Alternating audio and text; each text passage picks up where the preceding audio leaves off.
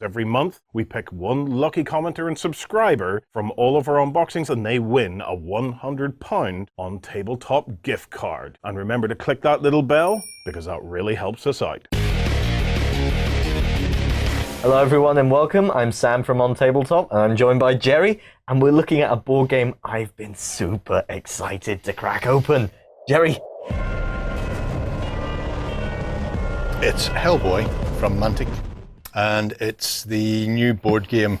So new, in fact, that this isn't even out yet. No. So this is one of the pre-release copies, let's put it like that. Well, let's take a look at the just the box cover there quickly. Okay. Rehand it. And there he is, Hellboy himself.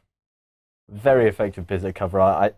I think that is Mike Mignola's own art. Oh, I know he provided the art for this. Everything in this is Mike's. So yeah. It's either original comic book artwork, or in some cases, it's original artwork, because he did do some specific pieces just for this board game. Yes, he did, yeah. So yeah, nice. Which makes me very excited. Mike Mignola may be one of my favorite comic book artists currently working in the industry. It's a very distinctive style. Yeah.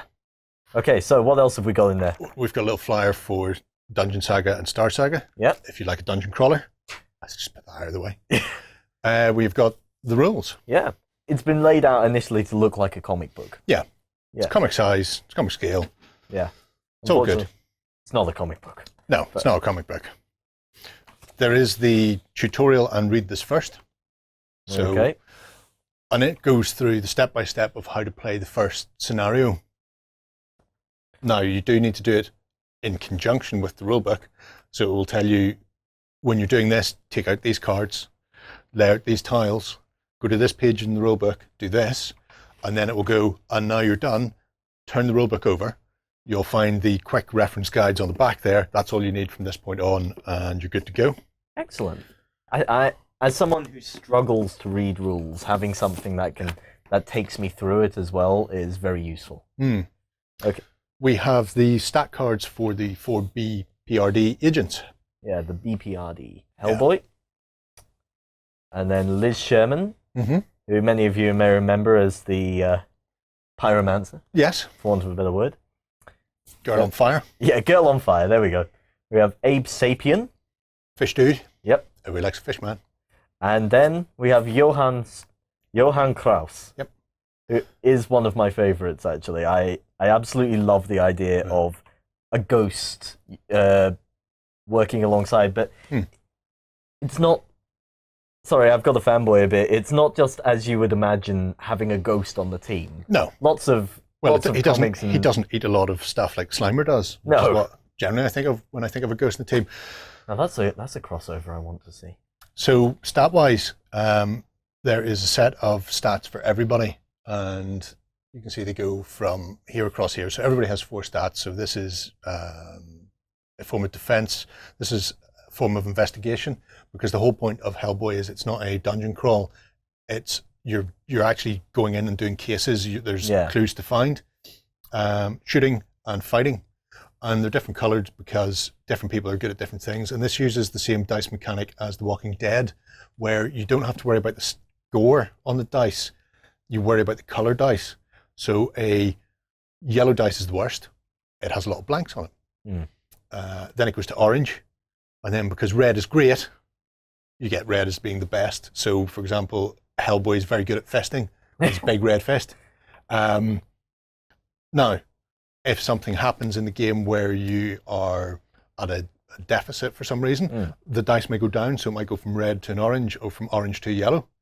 If you need to do something really well, you have activation tokens for everybody. And you can actually go, right, I've got 3 actions. I'll spend 1 action to shoot. I'll spend another one of my action tokens to boost one of my dice. So one of my dice goes from yellow to red, or whatever it happens to be. So you can go, right, I'm not going to be able to act as much in this turn, but I'll make sure that I do whatever it is I need to do. Yeah. And there's a special dice, which is the black dice, which nobody has here. The black dice can only be got by boosting. Yeah.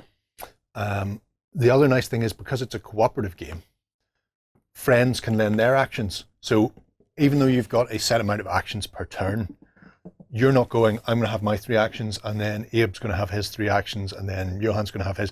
You go, right, okay, lads, what do we need to do here? We need to kill the frog monsters. Go, try and kill a frog. Oh, no, we've screwed up. It hasn't worked. Frog monster's still alive. Right, I'm going to say, I'm going to try, and then can I have one of your action tokens to boost my dice? Yes, you can. And so your team works as a team to actually do the mission. The whole point is do the mission, because even if you die, you don't actually die, you get knocked out. And the next time there's no monsters visible on the board, you can have a rest. And the rest then allows you to bring your unconscious people back. So they get taken off the board. Essentially, they're just being dragged along behind you until they get that chance to jump out again. Yeah, that is something I'm really excited to hear, because so often with cooperative games, I feel that they're not so often cooperative. You play your turn and then you wait. And even things like monsters attacking, there's a tracker, which we'll get to in a second, actually. And the area that people attack you from changes, or not the area that people, who gets attacked changes, so you don't have a tank. Hellboy will not always be up front taking all the hits, because Hellboy will take a hit, and then he goes to the back of the queue, and another person becomes the priority. The priority moves with every attack, so everybody gets a chance to get punched, or bitten, or vomited on, or whatever the nasty monster happens to be doing. Yeah, that's one of the things about Hellboy. He's very good at taking a lot of punishments, and that's his special skill in life. Yeah. Okay. So they all are, to a certain extent. So we have here some of the tokens and tiles. You can see it's a very comic book style. And double-sided too. So we have the doors here, and then a room is a room, whether that's this or this. But within a room, you've got areas. So this will be a 4-area room. This is a 2, and there's also singles. And there's quite a lot of these. Okay. So what have we got here in this one? So it's more the same. Now, you will see there are additional agents. So some of the scenarios you can replay with your own setup. You can choose what BPRD agents are going in, and you can also have backup agents to come with you, and you can also equip them. Weirdly, the fewer people you have, the more money you have for equipment. So if you only go in with 2 agents, you've got more cash to spend on body armor and guns. If you bring a lot of people, you've got less, but then you've got more bodies to sort of soak the damage, so to speak, or investigate the area. I'm really happy to hear that of the more integral part that the wider BPRD play in this, because I haven't read the standalone BPRD comics, but the BPRD themselves are what really interest me in that world. Yeah. They're what I want to find out more about. So as you can see, we've got a couple more tiles there. Yep. Wink them out of the way. And then we'll get to some of the more interesting bits. So this, I'm just going to actually lose the surround, because the surround makes no difference to this. That's just how he arrived in the box. So this is how your game is played. This is the case file. So when you start playing, you have various decks will go into here, here, here. You have this tracker, which is the Doom tracker. Mm-hmm. This tracker, which is the investigation tracker. And you'll be told when you play a certain game to put a clue marker on 2, on 3, on 7.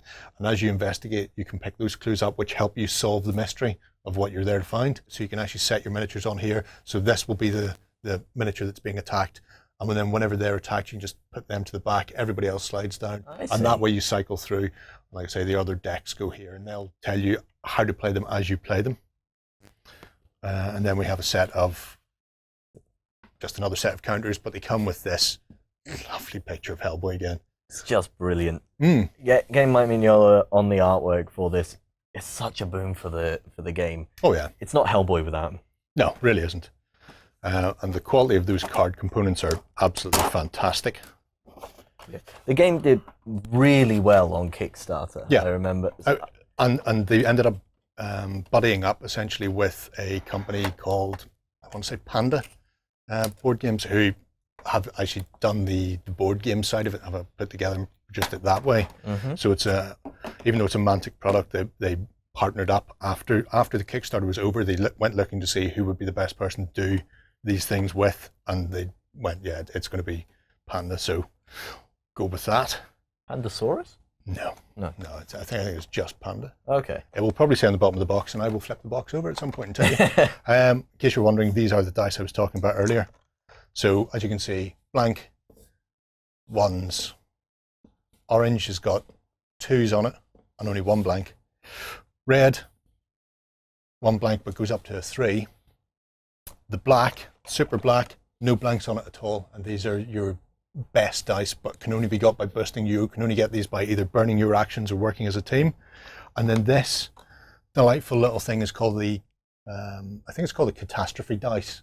Yeah. But what you do is when you're rolling, you would roll this as well, and it will either give you, so you can either get an additional 2 successes, you can get the BPRD symbol, which allows you to, I think, flip any dice or do a special effect. If you have a special effect, you can either even ×2 your results, so you get your result and then multiply it by 2 and then work out the damage. Or there is a catastrophe marker. Well, he's a little upside down. There we go. And that's a bad thing. Don't roll that. Never want to see that. Duly noted. And you said this was a similar system to what they used for The Walking Dead? Yeah, so it's all color-coded dice. You never actually have to worry about, do I need a 6 or a 5 or whatever? You go, what color is the dice? And the color coding tells you how good your chance is of actually getting there, because a lot of it ends up being opposed rolls. We'll have a look at the monsters first. Yeah, on the grounds. Let's get out those miniatures. We'll have a gander at these guys and then see what the heroes are like after. So we have frogmen, and there's a set of 4. There's actually 3 sets of 4, so 12 frogmen. This guy is very Shadows over Innsmouth. Oh yeah, they've all got that Innsmouth look. There's a couple of different frogmen types you'll see whenever you start playing the game. There's beaters, then there's venomous ones, and venomous ones can lose activations and things like that. Yeah. This guy just wants a hug. Well, doesn't everybody at the end of the day? Yeah. They're very nice quality miniatures. They're lovely. Again, it's similar to The Walking Dead. They're pre-assembled sculpts. When you're playing this, you also have, they call them, I think they're little frog spawn counters, and they don't do much in the game. They just sit there, and as they start to progress and you get more and more of them spawning in rooms, if you don't deal with them, they'll push the doom tracker along, and eventually will push you into a confrontation with the giant frog monster. So giant, he almost doesn't fit in the screen. Yes, I remember this one. Big, ugly chap. Yeah, and the detailing on it is absolutely, I mean, it's gorgeous. There's just a really nice texture to the skin, to the boils. Yeah. Well, probably not boils. He's a frog monster. So was it warts on a toad? Yeah, I'll admit, when I first heard about the board game being made, I was a little nervous about the miniatures because I didn't know. Mike Mignola's artwork is very flat. Yes. It's very two-dimensional, heavy shadow. I didn't know how well that could be carried over. Yeah, translate into 3D. Yeah. But they've done a fantastic job with these. It will be interesting to see if anybody does that chiaroscuro shading, I think it is. It's where there's no shades of grey. It is just light or dark. Well, now you mention that, so I've seen people do it before on miniatures. Well, when Hellboy was the Hellboy board game was first announced, Mantic sent us one of the first Hellboy miniatures, and Lance took it away and he painted it up, and he was challenged to try and paint it in that style. Yeah, we have it somewhere in the room. I'll see about grabbing it towards the end. Okie dokie. Okay, what else have we got here? Have a look at another one of the villains, which is everybody's favourite mad Russian monk, Rasputin. There in all his glory. He's probably the most famous of Hellboy's villains. Well, he did have the added bonus of being there for the first Hellboy film. So even if you haven't read the comics, a lot of people will know that Rasputin's out there, and it's not a nice piece of work. Which I'll admit, I haven't read the comics in years. I was obsessed with them at university, and I need to go dig out my old collection. This is making me want to dive into those again. Have a look then. We have the first of our heroes. Abe Sapien. So we have Abe. Yep. A little bit of bending on the harpoon, but nothing too bad. No, but these are PVC plastic, so that'll be straightened out with some hot water. We have Johann. There he is. And the detail on him is lovely, especially if you have a look at his BPRD back place on his jacket. It's really, really fine detail. It's absolutely gorgeous. It doesn't really show up that well under the camera, but it's a very nice touch of detail having the logo there on the back like that. We have our Twisted Firestarter, Liz. There is Liz. There she is. Again, I love seeing how people paint fire effects. It's something I am very bad at, but I am very excited to see how people paint her. I imagine we're going to see an awful lot of object source lighting. Yeah. And then Hellboy himself. There he is. This is, of course, the big man himself. It's a really good model. It does capture the big, hefty feel of Hellboy. Yeah. Yeah. Oh, he's a chunky fella. Yeah, this is not one of those comic book heroes who's going to run leaping and flipping everywhere. No, he is not a leaper or a flipper. He takes the punch and then punches you right back. He does. In fact, he has the big red right hook as a special ability, where once per game he can leash that out. It will suck up all his actions, but he will knock people far, far away. Nice. We also have a set of tentacles, the tentacles of Shadahem. No So idea. something like that, something Cthulhu-esque in its unpronounceableness. And that is another one of Big Bad Evils. That is going to be quite chaotic to deal with, I would imagine. Be very challenging to paint as well. As I said, I'm not much of a painter, but I think the dark shadow, the effect of the art would be your friend with this, rather than trying to get the paint brush into all those. Yeah, or you could just hit it with a spray, hit it with a wash, and then dry brush whatever's sticking out. And it means that the pieces that are deep in the bottom will be less highlighted anyway, just naturally. He's wrecking the place. It's just, well, they're one-piece miniatures and can't be broken. True enough. So the only other It can't thing, be broken, you say. Challenge accepted. yeah. So the only other thing then are the actual decks. Now, we're not going to go into these decks. No. Because some of them are there. All of these are set in very specific ways, and also will tell you what happens in the game. And I don't want to know that, but we'll get to that in a minute. Okay, yeah. What do you want to show off first? I'll show off the rest of the little components. Yep. So those are base clips.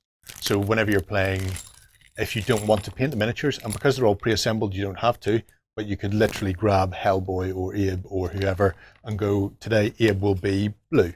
Yeah. And then you can grab the relevant action tokens from this little box of cubes, or little bag of cubes, and go, okay, there's 3 blue action tokens, and you spend them during the game. So that's all they are. They're just a nice, easy way of keeping track of who's done what and where. Okay. Wound markers, very simple, little red acrylic wound markers that you can stick in. The encounter deck. Now, if you flip to the back, you can see that. And this is, normally you won't see in the intro game, you will, which is why I don't mind showing this one. It tells you what 3 to get out and where to put them. But normally you would shuffle this deck, and depending on the scenario, you'll deal them into certain rooms. So you don't know what's going to be in there until you start investigating, and you open the door and you go, okay, we've got a clue, we've got a frog swarm, and we've got a minion. And depending on the scenario, that'll be whatever type of minions are available. Excellent. So it means there's a lot of replayability, because even though the room sets up the same, things start to change. Yeah, makes for a good experience. Before we move on, I did want to point out just the artwork on the back, little young Hellboy. Young Hellboy, who is coming. Yeah, which I absolutely love. It gives the idea that some of these are almost stories that Professor Broom is telling.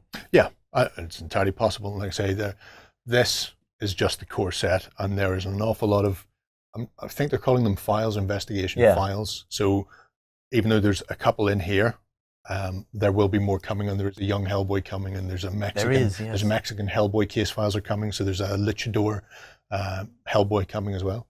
So the Deck of Doom. There was also Santa Hellboy over the Christmas period. So Deck of Doom is very simply what it says. It is the Deck of Doom. If you flip that, and it flips at certain times, you will find that terrible things will happen. So there you go. So remove the boss from the board. If there's not a destruction counter in place, place one. While it's in play, blah, blah, blah, blah, blah, blah, blah. Nothing good comes out of this deck. Apart from the fact that you move your Doom Tracker 1 along, so you're going to be closer to that final confrontation. There will be nasty things in there throughout, whether it's you start to lose ammo, or you lose wounds, or you lose friends. It makes everything more interesting. Yeah. So, the first case file, this is the one for the introductory scenario. Like I said, we're not going to open these because they're not just preset but they're actually preloaded. Yeah. So if you open one of these and get the cards out of order, it will completely change what's happening with it. But you get 1, 2, 3, 4, 5, so 6 different case files. And the first time you play through them, you will not know what way the actual case is going to progress. You'll know the board layout, you'll know the minions. You won't know where they are because they're random. You don't know what's coming next in the case file because you only get to turn those cards over at specific points in the game. And up until then, everything will be hidden from you. Now, once you've played through, and I don't know the name of the case file, let's call it the strange case of Johann Krause's underwear. So you've played through that. It's been amazing. You've laughed, you've cried. It's been an emotional roller coaster. You could then take the units, or not the units, the BPRD members that you used. You go, okay, well, we used Krause and we used Hellboy. Let's not do that this time. Let's play with a couple of the cheaper BPRD agents that come on the little tokens. We'll play with Liz and somebody else. Yeah. Shuffle up some of the case files so that you actually can change it around, and then you're shuffling the minions and you can have whole new games and whole new stories develop that aren't like the pre-generated ones. So there is playability in there. They've obviously set these up to be stories in their own right, so every game is a story. But once you've played the stories, you can then go back and make your own. Oh, that is absolutely fantastic. You know how much I love... That's one of the things that draws me to board games is the storytelling aspect. And having this, that replayability, being able to shape your own stories in amongst them, is just absolutely fantastic. I can't wait. I particularly can't wait because I back this, so there's a Kickstarter box about the size of Sam, containing everything and more. I'll admit, this is one that unfortunately hit while I was in a stringent period, but I had the mouse hovering over that back button every day. It was... Well, I'm sure we'll get a game or two under camera of this anyway. Yeah, I really hope so. I'm definitely planning for us to get a game, even if I'm just going to steal it sometime just to play for myself. It's the best way. Okay, well, I think that about wraps it up for us. Let us know your thoughts in the comments below. What are you most excited to see in the Hellboy board game? Is there a particular story from Hellboy that you would like to play out on the tabletop? Go ahead and check out our other content on screen now. And while you're at it, why not hit subscribe and remember to ding our dong. Go on, you know you want to click it. Go on.